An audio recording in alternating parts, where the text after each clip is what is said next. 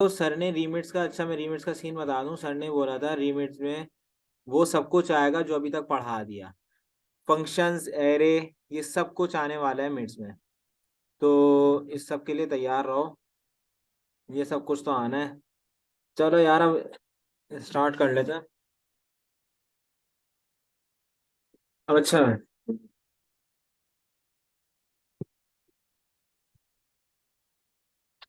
यहाँ से स्टार्ट कर लेते हैं। देखो हमारे पास ना यूजर डिफाइंड फंक्शन में सबसे इंपॉर्टेंट काम जो होता है ना, यूजर डिफाइंड फंक्शन ये काम करता है कि हमारे प्रोग्राम को सिंपल बनाता है। इतनी सबको यार आइडिया तो हो गई। जैसे बिल फर्ज, मुझे एक चीज चाहिए, मुझे 1 अपॉन, नीचे 2 का फैक्टोरियल चाहिए, +1/3 का फैक्टोरियल चाहिए, +1 अपॉन, अगर ये सही नजर ना अच्छा हाँ ठीक है, 1/4 का फैक्टोरियल चाहिए, +1/5 का फैक्टोरियल चाहिए, एंड सो ऑन। हमें अगर इस हिसाब से इसका फैक्टोरियल चाहिए बार बार, तो हम क्या करेंगे?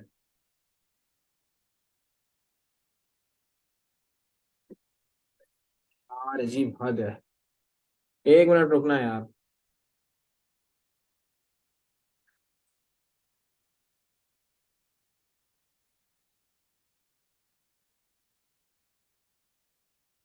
एक मिनट यार, 1 मिनट।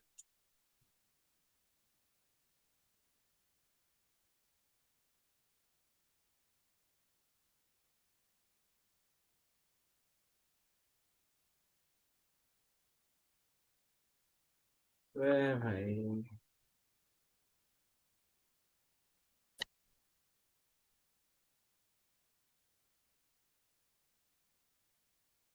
चलो अभी वैसे ही सुन लो, मैं वैसे ही बता देता हूँ। यूजर डिफाइन फंक्शन का असल में हमारे पास एक काम ये होता है कि वो ना हमारे प्रोग्राम को सिंपल बनाता है। सिंपल इन सेंस ऐसे बनाता है कि अगर हमें कोई भी चीज बार बार बार बार बार बार मुस्तकिल यूज करनी है ना, तो वो उसको हमारे लिए, उसके लिए इजी कर रहा होता है। मैं तुम लोग को एक प्रोग्राम लिख के दिखा दूंगा, देखो।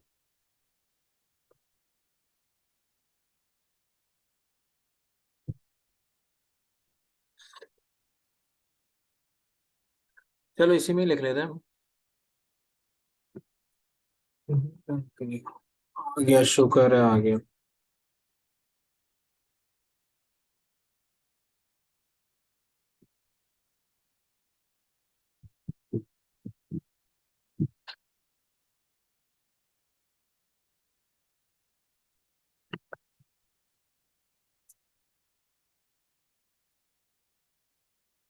देखो, अभी इधर देखो, मेरे पास अगर मुझे इसका फैक्टोरियल बार बार चाहिए, बार बार चाहिए, तो मैं सिर्फ सिंपल यहाँ पे क्या करूंगा कि मुझे फैक्टोरियल बार बार चाहिए ना, तो मैं यहाँ पे सिंपल एक फंक्शन को कॉल कर लूंगा। यहाँ पे फंक्शन को कॉल, फंक्शन को कॉल, मुझे बार बार यहाँ पे ना फैक्टोरियल लेना नहीं पड़ेगा।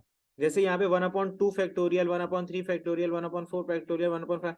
तो इट मीन्स कि मुझे यहाँ पे फैक्टोरियल का काम चाहिए, यहाँ मैं बार बार यहाँ पे प्रोग्राम थोड़ी लिखूंगा। मैं यहाँ पे जस्ट सिर्फ कॉल ये करूंगा, 1 अपॉन लगा के, 1 अपॉन को लूप में चलाऊंगा कि 1 अपॉन चले, और उसके नीचे मैं यहाँ पे फंक्शन का कॉल दे दूंगा। जैसे मैंने फैक्टोरियल के फंक्शन का नाम दिया है FACT, FACT करके मैंने इसको कॉल करा, यहाँ पे मैंने ये लगा दिया, तो मैंने यहाँ पे फंक्शन को कॉल कर लिया। जैसे जैसे मेरा लूप चल रहा है, यहाँ पे काउंटर चलेगा ना, जैसे यहाँ पे काउंटर होगा 1, और तो मैं चाहूंगा कि यहाँ पे काउंटर भी 1 ही आए। यहाँ पे काउंटर होगा 2, नहीं मेरे इससे पहले ना, मेरे पास इससे पहले एक चीज और होगी 1, तो उसके नीचे 1 का फैक्टोरियल आएगा। तो मेरे पास यहाँ काउंटर 1 होगा, जब यहाँ पे आएगा तो काउंटर 2 हो चुका होगा, यहाँ पे आएगा तो काउंटर 3 हो चुका होगा। तो मैं चाहूंगा कि जैसे जैसे काउंटर इंक्रीज हो रहा है, तो वैसे वैसे यहाँ फैक्टोरियल में जो नंबर जा रहा है ना, वो नंबर भी इंक्रीज होता रहे। पहले 1 आए, फिर 2 आए, फिर 3 आए, फिर 4 आए, एंड सो जैसे जैसे जैसे नंबर यहाँ काउंटर में इंक्रीज हो रहा है, वैसे वैसे फैक्टोरियल का नंबर भी इंक्रीज हो होके वो मुझे यहाँ पे रिटर्न करता रहे। तो हमारे पास जो यूजर डिफाइंड फंक्शन का काम होता है, वो सिंपल ये होता है कि रिपीटेशन ऑफ सिंपलेस्ट प्रोग्राम, इन किसी एक प्रोग्राम में रिपीटेशन आ रही है ना, बार बार एक ही प्रोग्राम को चलाना है, चलाना है, चलाना है, तो हम उसके लिए यूजर डिफाइंड फंक्शन यूज करते हैं। यूजर डिफाइंड फंक्शन में हमारे पास सर ने जो क्लास में समझाया था, उसमें हमारे पास ना 2 से 3 चीजें थी, कि एक तो void था, और फिर एक सर ने एंड से चलाया था। अच्छा, ये कंफ्यूजन बहुत आ रही थी कि एंड से चलाएंगे, FLOAT से चलाएंगे। लेकिन यूजर डिफाइंड फंक्शन ना 2 चीजों पे काम करता है। void का मतलब होता है कि वो रिटर्न, बहुत से आपने यूजर डिफाइंड फंक्शन में ये देखा होगा कि सर आखिर में फंक्शन की बॉडी बंद करने से पहले RUTERN रिटर्न लिख रहे थे, उसके आगे फिर कोई सा वेरिएबल का नाम दे रहे थे और उसको कह रहे थे रिटर्न करो। रिटर्न वो किस किस सूरत में करेगा, जब आपने यूजर डिफाइन फंक्शन की प्रोटोटाइप इससे डिक्लेयर करी होगी यानी इससे करी होगी। अगर वॉइड से करिए ना तो वो रिटर्न कोई भी वैल्यू नहीं करेगा। वॉइड का मतलब ये है कि वो कोई भी वैल्यू रिटर्न नहीं कर रहा। रिटर्न यहाँ से वो चीज हो रही होती है कि जो यहाँ पे आखिर में हमारे पास आउटपुट बचा, हम उसको चाह रहे होते हैं कि वो मेन फंक्शन की बॉडी में चला जाए। मैं आपको एक बहुत एक प्रॉपर तरीके से इसका स्ट्रक्चर बना के दिखाता हूँ, अभी तक देखेंगे। या मैंने सबसे ऊपर शुरू में एक प्रोटोटाइप दी जिसको कहते हैं फंक्शन डिक्लेरेशन, VOI और ये डी, VOID करके दिया मैंने। इसका नाम दिया जैसे सर ने TC करके दिया था, मैं TCD नाम दे देता हूँ। देखिए ये जो यहाँ पे नाम लिखा हुआ है ना, ये जस्ट लाइक ऐसा नाम है जैसे आप कोई वेरिएबल को डिफाइन कर रहे हैं। इस TCD का मतलब ये कि जब जैसे आप कोई वेरिएबल डिफाइन करते हैं तो इसके ऊपर आपको रिस्ट्रिक्शन नहीं होती ना कि आपको कोई नाम देना है नहीं देना। तो ऐसी ये नाम है, यहाँ पे मैं अपना नाम लिखना चाहूँ, मैं यहाँ पे अपना नाम भी लिख सकता हूँ ABAN। तो मुझे इसमें कोई भी रिस्ट्रिक्ट नहीं कर रहा कि मुझे यहाँ पे नहीं लिखना। ये आप सिर्फ, आपको बस इतना याद रखना है कि आपने उसको नाम क्या दिया है, क्योंकि जब भी आप उसको कॉल करेंगे आपको उसी नाम से उसको कॉल करना पड़ेगा जो नाम आपने उसके प्रोटोटाइप में दिया है। ठीक है, यहाँ पे मैंने TCD दिया, VOID TCD। और यहाँ पे मैं अगर नहीं चाह रहा कि वो मेन वाले फंक्शन से कोई वैल्यू लेकर जाए तो वो VOID में लिख दूंगा, ताकि ना वो कोई वैल्यू लेकर जाएगा ना वो कर देगा। अच्छा, एक मिनट में इसको कैमरे के अंदर ले आऊं व्यू में। देखें, इसका मतलब और इसका मतलब ये होता है ना वो कोई, ये तो भी वो है ना फंक्शन प्रोटोटाइप।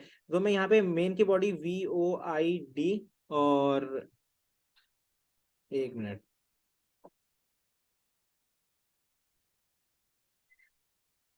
इस वॉइड का और इस वॉइड का सिंपल मतलब ये है कि जब ये फंक्शन एग्जीक्यूट हो रहा होगा ना TCD वाला, तो वो मेन फंक्शन से ना कोई वैल्यू इसमें लेकर जाएगा और ना इसमें जो वैल्यूज आखिर में बच रही होंगी ना वो मेन फंक्शन में लेकर आएगा। ये अलग से खुद ही एग्जीक्यूट हो जाएगा। ठीक है, अब इसमें देखें मैं आपको एक चीज और बता दूं कि इसके अंदर एग्जीक्यूशन ऐसे ही होती है जैसे कि एक मेन फंक्शन के अंदर होती है। अगर मैं चाहूं कि जैसे हमने एडिशन वाला प्रोग्राम पढ़ा था कि जिसमें मैंने कहा था कि इंट A B, और मैंने एक SUM के नाम से ले लिया था, और मैंने कहा था कि ये सिंपल एडिशन वाला है, और मैं फिर कह रहा था PRINT प्रिंट एफ, और मैंने यहाँ पे कहा था इंटर वैल्यू फलाना मकान जो भी मुझे यहाँ पे लिखना था। और दूसरी बात फिर मैंने यहाँ पे कहा SCN स्कैन एफ। ठीक है, स्कैन एफ जब मैंने करा तो मैंने कहा कि एक वैल्यू A में चली जाए और %D कॉमा %D, उसके बाद इन्वर्टेड कॉमास क्लोज। पहले फिर मैंने एड्रेस ऑपरेटर लगा के A का एड्रेस दिया, कॉमा लगा के एड्रेस ऑपरेटर लगा के B का एड्रेस दिया। अच्छा, मेरा एड्रेस ऑपरेटर थोड़ा इंटरनेशनल किस्म का होता है, इसको छोड़ दीजिएगा, ये एड्रेस ऑपरेटर ही है। एड्रेस यानी पहले का जो वैल्यू आएगी वो किस में जाएगी, A में जाएगी, और दूसरे में जाएगी वो B में जाएगी। और यहाँ पे फिर मैंने करा था कि उसका यहाँ पे सम करा लिया था, SUM इक्वल्स टू यहाँ पे A+B कर लिया था, और यहाँ पे इसको ऐसे कर लिया। अब देखें, ये वाला काम जो मेन की बॉडी में मैं काम करवा रहा हूँ ना, तो ये काम मैं पूरा इसकी बॉडी में भी करवा सकता हूँ। समझे, मैंने ये इसको ना कमेंट बना दिया यहाँ पे, इस स्लैश स्टेरिक लगा के यहाँ मैंने कमेंट बना दिया। इट मीन्स कि एग्जीक्यूट नहीं होगा। मैंने सिर्फ ना यहाँ पे आखिर में यहाँ पे कॉल कर लिया, किस नाम से, TCD करके मैंने कॉल करा, उसके आगे मैंने ब्रैकेट लगाए, और मैं अब इसकी फंक्शन की डेफिनेशन यहाँ पे दे रहा हूँ। देखिए, मैंने इसको यहाँ पे कॉल कर लिया TCD लगा के, यहाँ मैंने इसको कॉल कर लिया। अब मैं इसकी डेफिनेशन दूंगा, तो आप डेफिनेशन में देखिएगा कि मैं दोबारा लिख रहा हूँ VOID और TCD, और फिर मैंने लिखा VOID। ठीक है, अब मैंने इसको ऐसे लिखने के बाद अब मैं इसकी डेफिनेशन में यहाँ से इसकी बॉडी मैंने स्टार्ट करी। अब मैं चाह रहा हूं कि बॉडी जब मैंने स्टार्ट कर दी तो यहाँ पे एक अलग वेरिएबल आए इंट के नाम से, जिसका नाम हो A भी उसका एक वेरिएबल का नाम हो, और BC उसके दूसरे वेरिएबल का नाम हो, और तीसरा वेरिएबल हमारे पास आए किस नाम से, सम के नाम से, SUM के नाम से आए, और ये तीन वेरिएबल इसमें आ जाए। अब तीनों वेरिएबल इसमें जब आ गए, और मैं ये चाह रहा हूँ कि अब इसमें ना मैं इनपुट ले लूँ PRINT प्रिंट एफ करके मैंने इसमें इनपुट लिया, मैंने कहा enter value for A B and B C, और मैंने स्कैन एफ करके उसको मैंने यहाँ पे पहुंचा दिया। थोड़ा इसमें राइटिंग को नहीं छोड़ दीजिएगा, क्योंकि मेरी राइटिंग अभी बहुत गंदी हो रही है। मैं आपको प्रोग्राम लिख के दिखाऊंगा, उसमें समझ में आ जाएगा। अब मैंने पहला कहाँ पहुंचाया, पहले मैंने ए बी में पहुंचाया, दूसरा मैंने पहुंचाया किसमें, बी सी में। ठीक है, अब इधर ये देखें, इधर ये काम हो रहा है, पूरा का पूरा फंक्शन मैंने सिर्फ यहाँ पे कॉल करा था। मैंने फंक्शन सिर्फ यहाँ पे कॉल करा है। कॉल करने के बाद फंक्शन आया अपनी डेफिनेशन के अंदर। फंक्शन कह रहा है मेरी डेफिनेशन क्या है, फंक्शन की डेफिनेशन ने उसको बताया तुम्हारे अंदर 3 वेरिएबल डिक्लेयर हुए हैं। अब तुम क्या कर रहे हो, प्रिंट एफ। जैसे आपकी मेन की बॉडी में अगर प्रिंट एफ लिखो तो वो स्क्रीन पे आउटपुट शो कराता है ना, वैसी यहाँ पे भी यूजर डिफाइन फंक्शन की बॉडी में अगर प्रिंट एफ लिखा है तो वो स्क्रीन पे आउटपुट शो कराएगा। ठीक है, और आपने स्कैनएफ लिखा है और आप उसमें जो वैल्यू इंटर करेंगे ना, वो स्कैनएफ इसमें काम करेगा, और वो यहाँ से ए बी की वैल्यू उठा के इसमें ए बी में लेके जाएगा, और बी सी की वैल्यू उठा के इसमें बी सी में लेके जाएगा। ठीक है, परसेंट डी में कॉमा नहीं आएगा, एरर आता है। नहीं, एरर नहीं आएगा, क्यों? एरर नहीं आना चाहिए, बिल्कुल भी नहीं आना चाहिए, क्योंकि ये जो इन्वर्टेड कॉमास है ना, एक मिनट आपको क्लियर करता हूँ, ये मैं आपको दिखा देता हूँ स्क्रीन पे। मेरे पास तो नहीं आया, मैंने अभी तक ये करा था। ये इन्वर्टेड कॉमास जब ये लगते हैं, उसके बाद ये परसेंट डी लगा दो, उसके बाद फिर ये कॉमा लगाओ और फिर परसेंट डी लगाओ। एक मिनट, परसेंट डी ऐसे करके लिखने में कभी भी एरर नहीं आता। मैंने तो एग्जीक्यूट करा था, अभी देख लेते हैं, अभी मैं कंप्यूटर स्क्रीन पे करता हूँ तो उसमें आएगा, तो मैं आपको दिखा देता हूँ। वैसे तो नहीं आता, और फिर इसको आप वहां पे पहुंचा दो। अच्छा, यहाँ पे ये स्कैन एफ लग के हमने इसको इनपुट पहुंचा दिया। अब इनपुट पहुंचाने के बाद मैं चाह रहा हूँ कि ये इसको एडिशन कर ले। मैं दोबारा एस यू एम लिख रहा हूँ, एस यू एम लिखने के बाद और मैं इक्वल्स टू ए बी और यहाँ पे प्लस और बी सी करता हूँ, और यहाँ पे मैं इसको फिर अब मैं दोबारा प्रिंट एफ कराता हूँ। ये आप देखें, ये किसकी बॉडी चल रही है, यूजर डिफाइंड फंक्शन की बॉडी चल रही है, और मैं चाह रहा हूँ यहाँ पे क्या प्रिंट हो। मैं परसेंट डी लगाया, परसेंट डी लगाने के बाद मैंने यहाँ पे परसेंट डी को कहा कि परसेंट डी क्या है, एस यू एम। यहाँ पे मैंने इसको बंद कर दिया और खत्म। यहाँ पे मैं उसकी बॉडी को मैंने करा बंद, यूजर डिफाइंड फंक्शन बंद। सिर्फ ये टीसीडी को यहाँ पे, ये देखें, टीसीडी को यहाँ पे कॉल करने की वजह से, यहाँ पे टीसीडी को कॉल करा तो वो अपनी डेफिनेशन में आया। वो जो अपनी डेफिनेशन में आया तो उसने यहाँ से पूरी एक एक लाइन करके एग्जीक्यूट करना शुरू करी। पहले उसने इंट में गया, इंट में जाने के बाद प्रिंट एफ में गया, फिर स्कैन एफ करा, फिर स्कैन एफ करने के बाद, अच्छा इस लाइन को छोड़ देंगे, मैंने भी समझाया था। स्कैन एफ करने के बाद फिर ये सम वाली लाइन में आया कि यहाँ पे सम में ये एडिशन करा है मैंने। यहाँ पे चले मल्टीप्लीकेशन भी कर दें, वो ऐसा कोई मसला नहीं है, सम लिखने से, सम तो सिर्फ वेरिएबल का नाम है। जो भी हुआ यहाँ पे काम, उसके बाद फिर उसने प्रिंट एफ कर दिया, वो यहीं पे वो बॉडी खत्म हुई और वो दोबारा यहीं पे वापसी आ गया।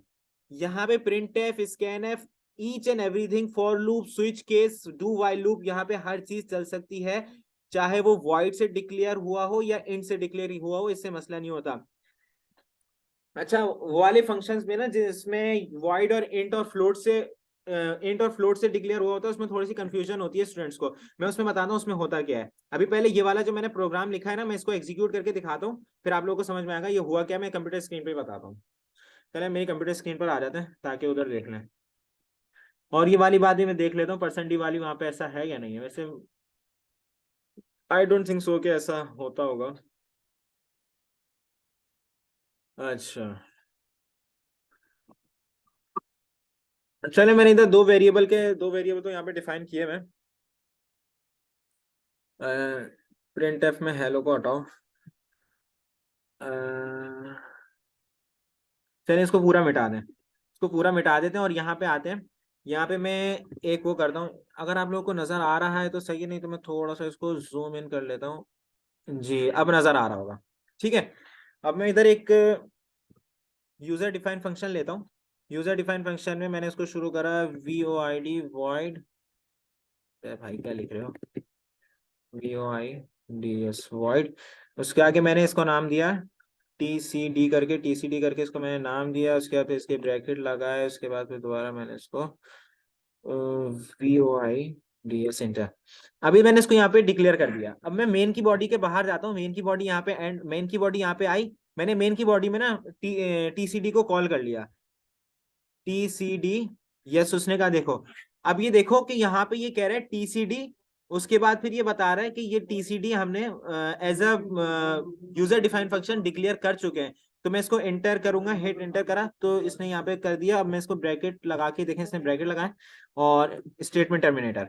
ठीक है, अब मैं इसकी बॉडी डिफाइन करता हूँ कि ये कहता क्या है।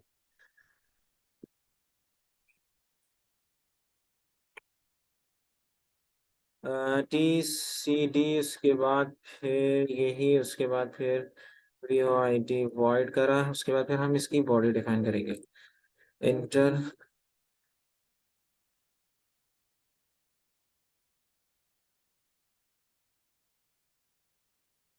अब इधर देखिए, मैं इधर एक वेरिएबल देता हूँ आई एन टी इंट। ओ भाई तुम कहाँ चले गए? यहाँ पे आई एन टी इंट करके मैंने एक इसका डेटा टाइप लगाया। डेटा टाइप लगाने के बाद मैंने ए बी करके दिया। हाँ, वॉइड टीसीडी के बाद सेमी कॉलन नहीं आएगा।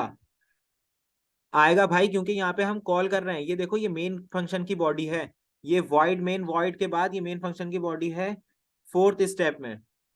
नहीं नहीं नहीं, वहां पे नहीं आएगा। नहीं, वहां पे नहीं आएगा। देखो असल में, देखो ये बात, ये थोड़ी सी, देखो ये चीज समझो। जब हम फंक्शन जब भी लिखते हैं ना, फंक्शन के आगे कभी भी हम वो नहीं लगाते स्टेटमेंट टर्मिनेटर।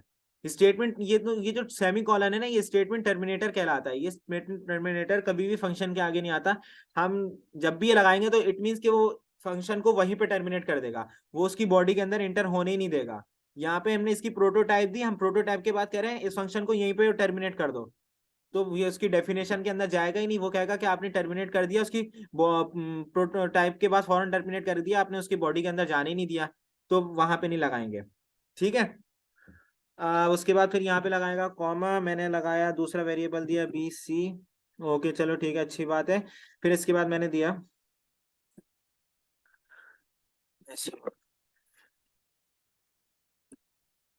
सम, उसके बाद फिर एंटर।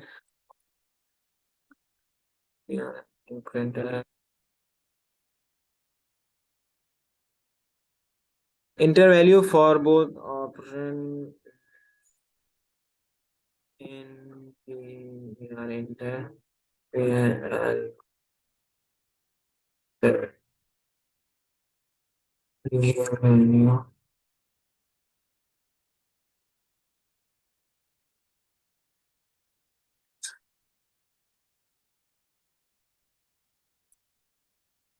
अब यहाँ पे मैं स्कैन एफ करूंगा, S C scan F enter करा।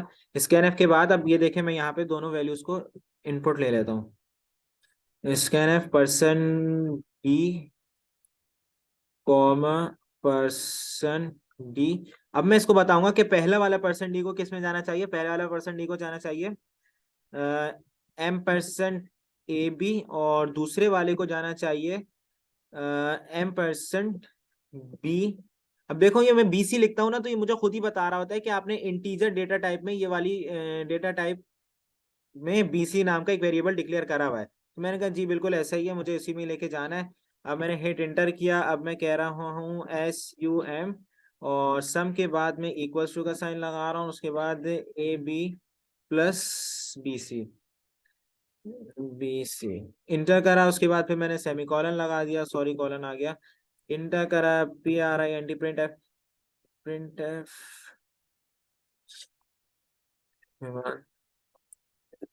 अब यहाँ पे मैं सिंपल सिर्फ सम की वैल्यू प्रिंट करा देता हूँ, उतना तो सबको पता है कि ये यहाँ पे हो क्या रहा है। मैं असल में यूजर डिफाइन फंक्शन को बिल्कुल बेसिक से लेकर चल रहा हूँ और कुछ भी नहीं कर रहा। अब मैंने कॉमा लगाया, यहाँ पे मैंने सिर्फ लिख दिया सॉरी एस यू। अब ये देखो, मेरे पास आ रहा है कि आपने सम करके एक वेरिएबल डिफाइन करा है, उसमें जाना है। मैंने कहा जी बिल्कुल उसी में जाना है। अब इधर देखो, ये आया, यहाँ मैं इसको टर्मिनेट कर दिया। अच्छा, अब मैं इसको एग्जीक्यूट करता हूँ। भाई ये क्या लिख रहे हो इतना बड़ा बड़ा? यार ये वाई टीसीडी के बाहर बार बार क्या लिख रहा है, और ये 8 स्टेप में क्या टीसीडी के अंदर।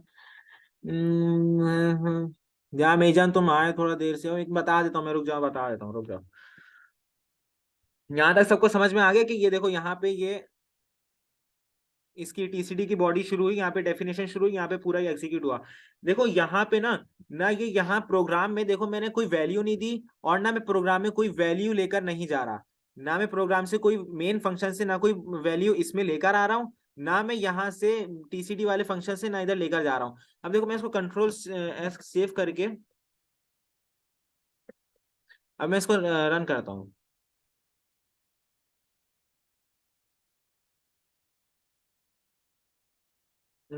GCC के बाद SNAKE स्नेक डॉट सिस्टम। अच्छा ये कह रहा है आपने कुछ गलती करी है।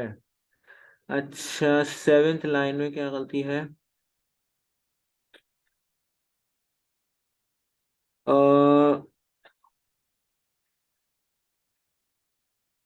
भाई 10 मिनट में एंड होने वाली है, 10 मिनट बाद दोबारा ज्वाइन कर लेना। एरर एक्सपेक्टेड इक्वल्स टू 0 और ASM एट्रीब्यूट टोकन और फिर बाहर की लाइन में दोबारा ये शुरू करिए बॉडी। ओ भाई क्या हो गया?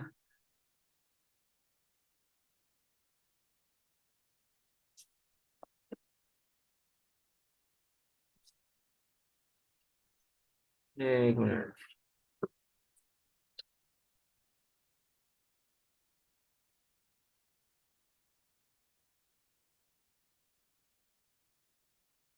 ओके ब्रो, तो अली तुम सही कह रहे थे, इसको करना पड़ेगा नहीं तो ये हमें एग्जीक्यूट नहीं कर रहा।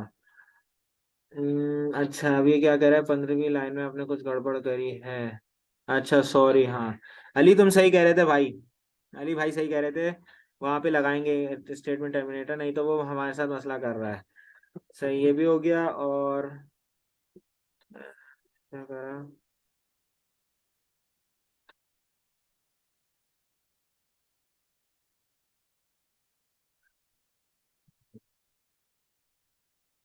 ये टैब।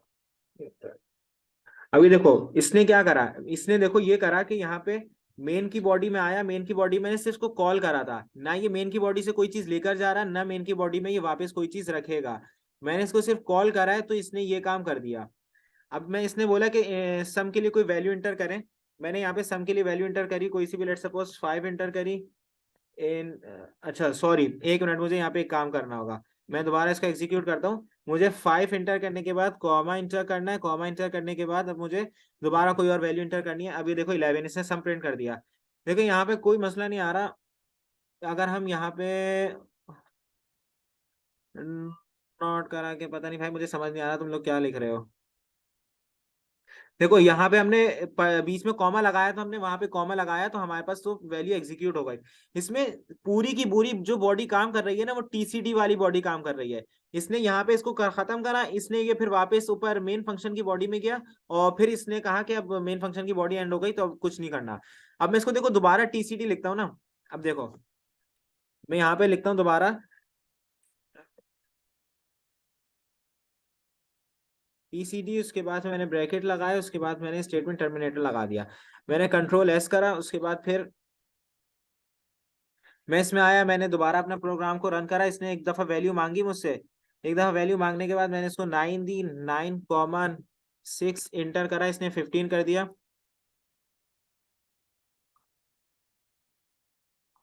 इसने दोबारा क्यों नहीं मांगी है मैं?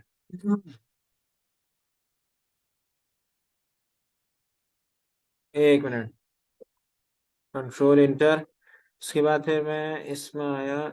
एक मिनट, हाँ अब ये चला आएगा ना, सॉरी एक मिनट। अब ये 2 दफा वैल्यू मांगेगा मुझसे, देखना। 6, 5 इंटर करा, इसने फिर उससे वैल्यू मांग ली। 5, 4 इंटर। देखो यहाँ पे इसने मुझसे 2 दफा वैल्यू को मांगी, मैंने इसको यहाँ पे 2 दफा कॉल कर लिया था। अब सेम इसी तरीके से अगर मैं यहाँ पे एक चीज और एक काम और करता हूँ, यहाँ पे थोड़ी सी चेंजिंग करता हूँ।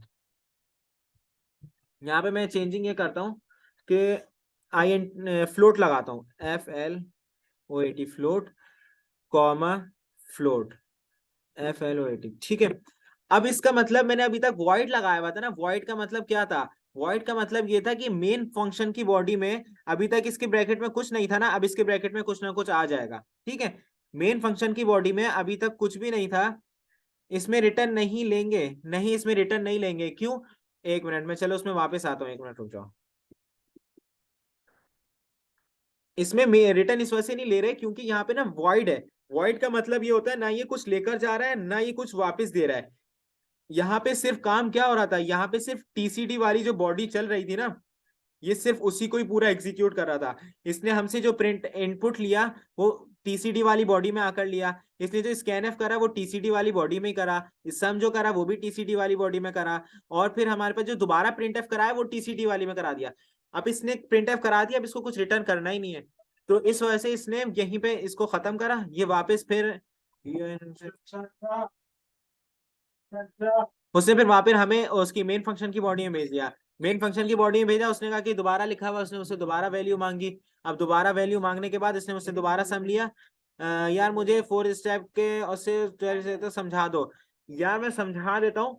4 स्टेप में सिर्फ ये हो रहा है कि हमने एक फंक्शन को प्रोटोटाइप दिया, यानी मैंने बताया कि मैं इस नाम का फंक्शन आगे डिफाइन करूंगा और मैं आगे उसको यूज करूंगा, सिर्फ इसका 4th लाइन का मकसद सिर्फ इतना है। और उसके बाद मैंने मेन फंक्शन की बॉडी को ओपन करा।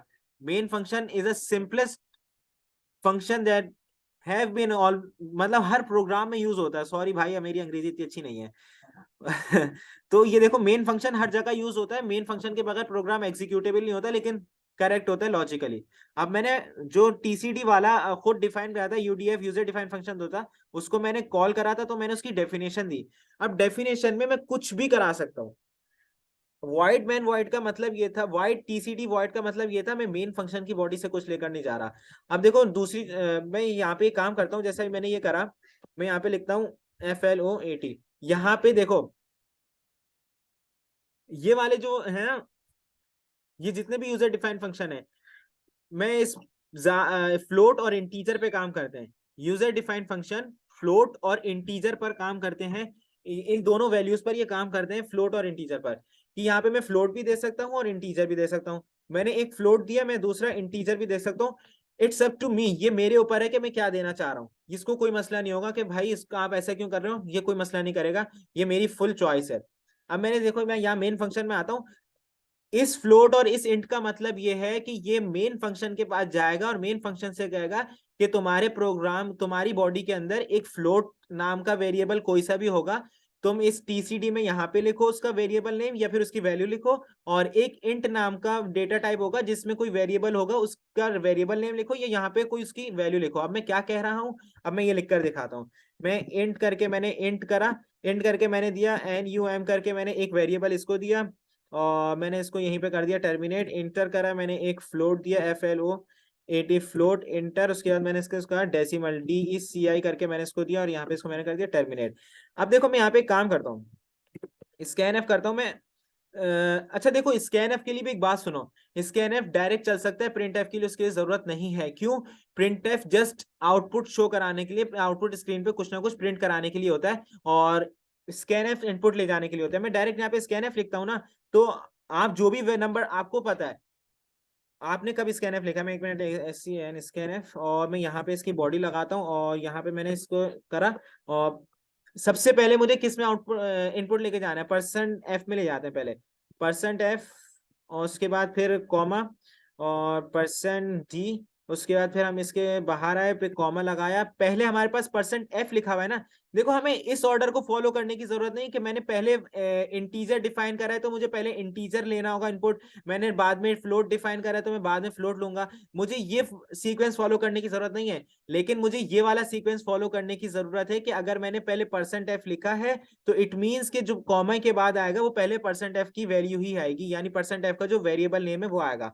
ये इस चीज का ध्यान में रखना कि %d लगाया, अब मैं वो सॉरी M% लगाया, DECI करके मैंने, ये देखो इसमें आ रहा है आपने फ्लोट में DECI करके एक आपने डिफाइन करा है, वो आप लेना चाह रहे हैं, मैंने कहा जी यस। उसके बाद फिर मैंने कॉमा लगाया, मैंने दोबारा M% लगाया। यार उसी सेम लिंक पे आ जाना भी, ये 1 मिनट में वीडियो खत्म होने वाली है और ये लेक्चर खत्म होने वाला है। NUM मैंने नम करा, इसने फिर कहा कि आपके पास डेसिमल नाम का एक वो आ रहा है, लेकिन प्रिंट एफ लगाते तो इस सकते हैं ना, हाँ बिल्कुल लगा सकते हैं हुजैफा, ये आपकी अपनी मर्जी है, ये आपकी अपनी मर्जी है। यहाँ से मैं थोड़ा कट एंड शॉर्ट लेकर चल रहा हूँ क्योंकि टाइम थोड़ा कम है ना। अब देखो यहाँ पे मैंने स्कैन एफ लिया, और स्कैन एफ लेके ना दोनों वैल्यूज एक डेसी में चली जाएगी और एक नम में चली जाएगी।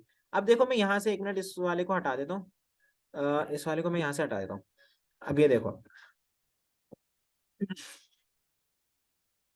अब यहाँ पे देखो कि मैं पहली वैल्यू कौन सी रखूंगा। अभी देखो मुझे ये सीक्वेंस फॉलो करना पड़ेगा, मैंने पहले इंटीजर दिया तो मैंने पहले फ्लोट दिया है, फिर बाद में मैंने इंटीजर दिया है, तो पहले मैं फ्लोट की वैल्यू को लेके जाऊंगा, फिर मैं इंटीजर की वैल्यू को लेके जाऊंगा। अब यहाँ पे देखो, मैं यहाँ पे बताऊंगा कि फ्लोट कौन सा जाना चाहिए। फ्लोट जाना चाहिए हमारे पास DECI। देखो इसने बता दिया आपके पास डेसिमल नाम का एक DECI वाला एक फ्लोट पड़ा मौजूद है, आप इसको ले जाना चाह रहे हैं? मैंने कहा जी बिल्कुल। मैंने कॉमा लगाया। अब मैंने कहा कि यहाँ पे मुझे कौन सा चाहिए। अच्छा, मैं इसका ना एक कॉन्सेप्ट क्लियर करूँ, इसमें ये कंफ्यूजन होती है कौन सी वैल्यू जाएगी कौन सी नहीं जाएगी, मैं इसमें बताता हूँ। आप सब लोग कोऑर्डिनेट सिस्टम से तो वाकिफ होंगे ही। कोऑर्डिनेट सिस्टम में लेस देन 1 मिनट, बस अगली वीडियो में मैं उसमें कोऑर्डिनेट सिस्टम के थ्रू मैं समझाता हूँ। ये मीटिंग बस एंड हो गई। हाँ चलो, मैं अगली मीटिंग में आऊँ, सेम लिंक से ही आ जाना, उसी सेम लिंक से ही स्टार्ट करूंगा।